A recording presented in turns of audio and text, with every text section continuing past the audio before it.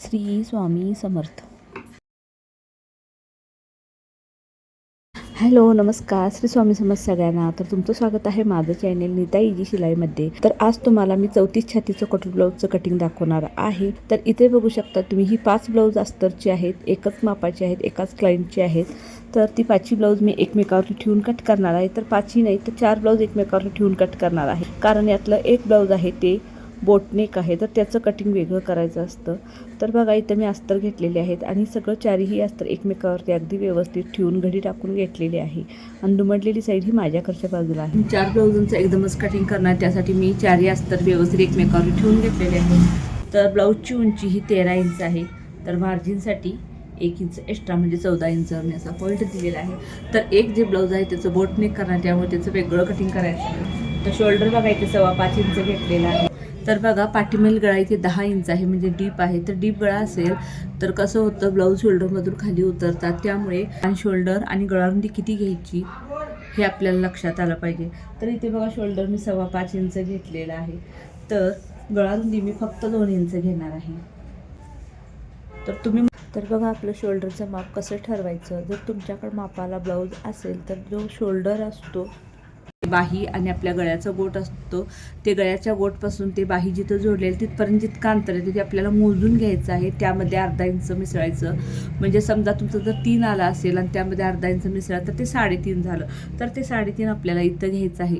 आणि आपल्याला गळारुंदी किती घ्यायची तिकडे एक्स्ट्रा घ्यायची, म्हणजे एकूण तितकं आपल्याला हे शोल्डर बनवायचं. तर ह्या ब्लाऊजचं शोल्डर तयार 2.5 इंच आहे. त्यामध्ये मार्जिनचा अर्धा इंच मी मिसळा, म्हणजे 3 इंच इथं मी हे शोल्डर घेतलेलं आहे आणि ते 2 इंच एक्स्ट्रा गळारुंदी घेतलेली आहे. अशा पद्धतीने जर मापाच्या ब्लाऊजवरून तुम्ही घेतला तर अजिबात तुमचं ब्लाऊज कुठेही बिघडत नाही. आणि त्यांना जर ते ब्लाऊज व्यवस्थित बसत असले तर तुमचं देखील शोल्डर गळारुंदी सगळं व्यवस्थित येणार. फक्त आपल्याला पाठीमागी गळा 10 आहे, त्यामुळे इथे मी 2 इंच गळारुंदी घेतलेली आहे. समजा 34 छातीचंच ब्लाऊज असेल आणि पाठीमागील गळा ह्या ब्लाऊजचा जर 8.5 किंवा 9 इंच असता तर मी ते 2.25 इंच गळारुंदी घेतली असती. तसेच जर समजा या ब्लाऊजचा गळा 7 असता तर मी त्या गळारुंदी 2.5 इंच घेतली असते. ह्या तुम्ही छोट्या छोट्या गोष्टी लक्षात घ्या. मी प्रत्येक व्हिडिओमध्ये हे सांगत असते की किती गळा असेल तर किती गळारुंदी घ्यायला हवी. तर गळारुंदी शोल्डरवर बाकीची सगळी मापे ठर. शोल्डर काही बदलत नाही. प्रत्येक वेळ तुम्ही मापाच्या ब्लाऊजचं जे शोल्डर आहे ते घेऊन त्यामध्ये अर्धा इंच वाढवला आणि त्यानंतर एक्स्ट्राचं जे गळारुंदी आपली असते, फक्त गळारुंदी किती घ्यायची हे तुम्ही जर लक्षात ठेवला, तुम्हाला ब्लाऊज कटिंग करणं अगदी सोपं जाईल.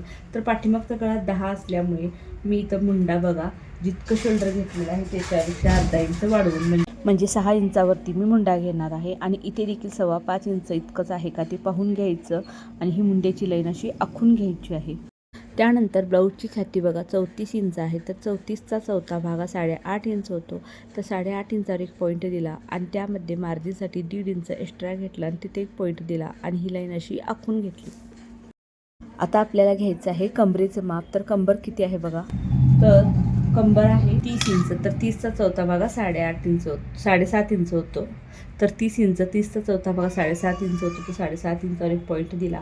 पाठीमागील डाचासाठी 1 इंच आणि 1.5 इंच आपण मार्जिनसाठी घेतलेला आहे. हे माप आपलं अगदी व्यवस्थित असं झालेलं आहे. तर ही देखील लाईन अशी आखून घेऊया. तर ही आहे आपली फिटिंगची आणि ही मार्जिनची लाईन आहे. लाईनीपासून बाहेरच्या साईडला आपण फिटिंग करणार असतो. तर फिटिंगमध्ये बघा, इथे अशा आपल्या ह्या 3 शिलाई टिपा अशा येत असतात. तर तुम्ही किती 2 किंवा 3 देत असाल तुमच्या ह्याच्यावर, पण आम्ही अशा 3 टिपा असं देत असतो फिटिंगसाठी. तर तुम्हाला मी फिटिंगचा देखील एक व्हिडिओ दाखवणार आहे. ब्लाऊजचा पुढील गळा बघा 5 इंच आहे. तर इथं 5 इंचावर असा पॉईंट दिला आणि मार्जिनसाठी 1 इंच एक्स्ट्रा घेतलं. तर 1 इंच एक्स्ट्रा घेऊन तिथे एक पॉईंट दिला आणि इथे बघा खालच्या साईडला मी 2.25 इंच गळारुंदी घेतलेली आहे. म्हणजे गळा निमुळता व्हायला नको म्हणून खालच्या साईडला मी 2.25 इंच घेतलेला आहे. आणि इथे बघा गळ्याचा असा गोल आकार आपल्याला काढून घ्यायचा आहे. इथे आपल्याला बघा आता घ्यायचा आहे मुंडा. तर ह्या कोपऱ्यापासून मुंड्याचं माप घ्यायचं आहे. तर इथे ब्लाऊजची छाती 34 आहे, त्यामुळे मी 1.25 इंच मुंड्याचं माप घेणार आहे आणि टेप तसाच खाली ओढायचा आहे आणि 1.25 इंच आणखीन एक माप घ्यायचं आहे. तर 2 इंचामध्ये अर्धा इंचाचं अंतर मुंड्याचे माप घेतलेलं आहे. तर हा आहे आपल्या पाठीमागील भागाचा मुंडा आणि हा आहे पुढील भागाचा मुंडा. तर बघा खालच्या साईडचा मुंडा आहे तो किंचित असा बाहेरून घेतलेला आहे. तर इथे खालच्या साईडला बघा आपण क्रॉसपट्टी घेऊया. तर मी तर क्रॉसपट्टी 3.25 इंच घेतलेली आहे. ह्या साईडला 3.25 इंच घेतली. तर ह्या साईडला मी 2.25 इंच घेणार आहे आणि अशी तिरकी लाईन आखून घ्यायची आणि या तिरक्या लाईनीवरती आपल्याला कोटरीचं माप द्यायचं आहे. तर इथे बघा या ब्लाऊजमध्ये माझ्याकडे कोटरीचं माप लिहिलेलं नाही आहे. तर कोटरीचं माप आपण कसं काढायचं बघा. तर ब्लाऊजची छाती आहे 34 इंच, तर मी ते 34 इंच लिहून घेते. तर त्याला आपल्याला 6नं भागायचं आहे. 6नं भागल्यानंतर बघा 5.66 वरती असं काहीतरी येतं. तर आपल्याला काय करायचं 5.6 5 इंच अगदी बरोबर घेऊ शकतो. तर मी ते बरोबर 5.5 इंच घेणार आहे. तर बघा 5.5 इंचाने असा पॉईंट दिला आणि हा जो खालच्या मुंड्याचा आकार आहे तिथे आपल्याला टेप ठेवायचा आहे आणि आतल्या साईडला 2.5 इंचावर पॉईंट द्यायचा आहे. तर हा पॉईंट दिला.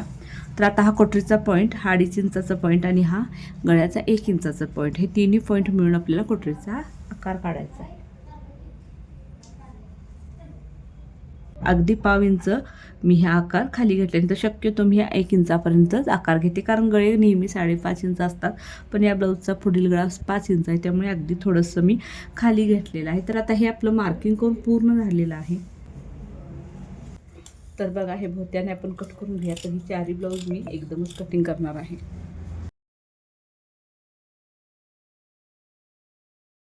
आता बघा हे जे अस्तर आहेत ते फक्त असे पलटी करून घेऊया.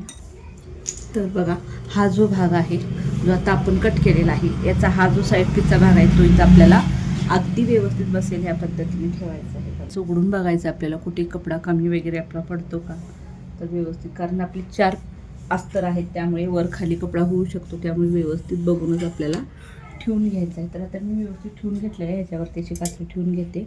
तर इथे बघा शोल्डरजवळ एक अशी लाईन आखून घ्यायची, इथं मुंड्याजवळ एक थोडीशी आणि इथं जराशी थोडीशी आणि इकडं बघा साईडला ही पूर्ण अशी लाईन आखून घ्यायची आणि यावरती हाताने अगदी थोडंसं प्रेस करायचं.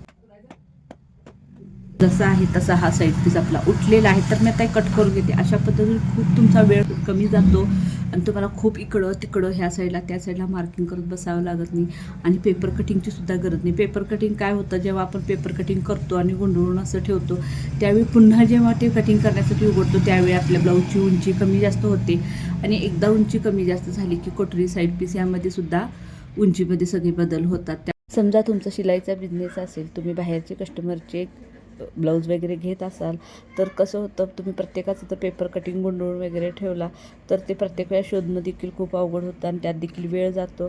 तसेच प्रत्येक क्लायंट काय आपल्याकडे 8-8 दिवसाला किंवा रोज असं आपलं ब्लाऊज टाकत नाही. एक क्लायंट कधी सहा महिन्यातून एकदा किंवा वर्षातून एकदा असे देखील क्लायंट येत असतात. त्यामुळे त्यांचे माप हे बदलू शकतं, कारण 6 महिन्यापूर्वी वर्षापूर्वी आलेलं माप तसंच सेम असं नाही.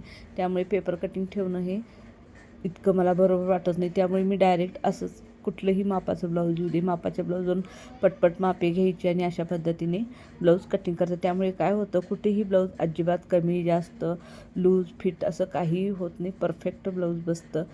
त्यामुळे ही पद्धत मला खूप सोपी वाटते. तुम्हाला कशी वाटते ही मला नक्की कमेंट करून सांगा. पुढच्या व्हिडिओमध्ये मी तुम्हाला बाहीचं कटिंग दाखवणार आहे. तर कशा पद्धतीने बाही कटिंग करायची, तर खूप सोपी पद्धत तुम्हाला मी पुढच्या व्हिडिओमध्ये दाखवणार. व्हिडिओ पूर्ण बघा, अजिबात स्किप करू नका. आणि तुम्हाला जर माझे व्हिडिओ आवडत असतील तर लाईक, शेअर आणि सबस्क्राईब करायला देखील विसरू नका. तर इथे मी क्रॉसपट्टी काढून घेतलेली आहे. तर कोटरी बघा, जो भाग आपण मार्किंग केलेला भाग आहे तो जसा आहे तसा आपल्याला उरलेल्या भागावर तसा पलटी करून घ्यायचा आहे. आणि ज्या साईडला दुमडलेली बाजू आहे त्या साईडला एक लाईन आखून घ्यायची आहे आणि यावर देखील हाताने थोडंसं प्रेस केलं की आपल्याला कोटरीचा देखील आकार जसाच्या तसा मिळून जातो. तर कटोरी कशी वाढवायची मी बऱ्याच व्हिडिओमध्ये देखील सांगितलेला आहे. आणखीन एक व्हिडिओ तुम्हाला मी ह्याच ब्लाऊजचा कटोरी वाढवण्याचा टाकणार आहे, तर तो व्हिडिओ देखील बघायला विसरू नका. तर पुढच्या भागामध्ये तुम्हाला सविस्तर कटोरी कशी वाढवायची हे देखील मी सांगणार आहे. तर हा व्हिडिओ कसा वाटला मला नक्की कमेंट करा आणि व्हिडिओ पूर्ण पाहिल्याबद्दल तुमच्या मनापासून धन्यवाद. थँक्यू.